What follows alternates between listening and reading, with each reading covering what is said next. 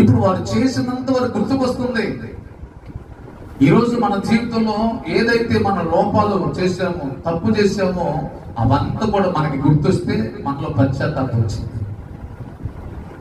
హల్లెలూయా.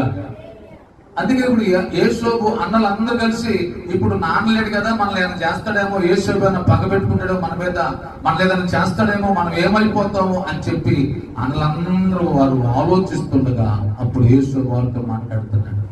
వారిని పిలిచి అన్నాడు, అయ్యా మీరందరూ నాకు కీడు చేయాలని ఉద్దేశించారు, కానీ ఎందుకు నాకు మీరు కీడు చేయలేకపోయారు తెలుసా?